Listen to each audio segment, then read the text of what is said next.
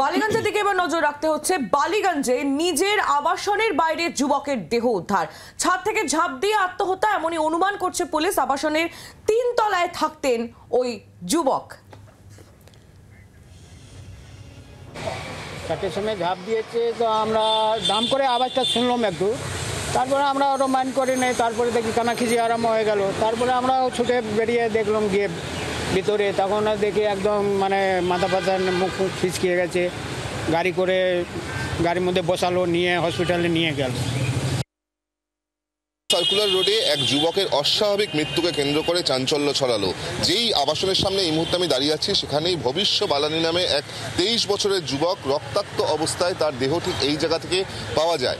ওই যুবক সে এই আবাসনেরই 3 তলায় বসবাস করত, এমনটাই তদন্তকারীরা জানতে পারছে।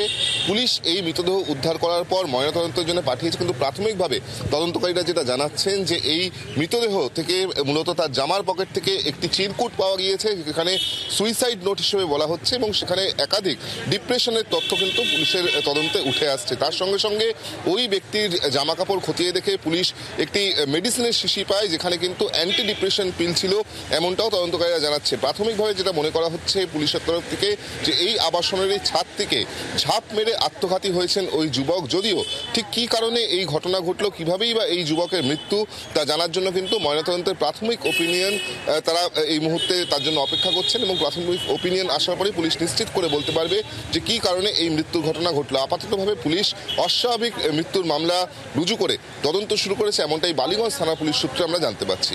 জি 24 ঘন্টার জন্য ক্যামেরা রঞ্জিতের সঙ্গে বিক্রম দাস, কলকাতা।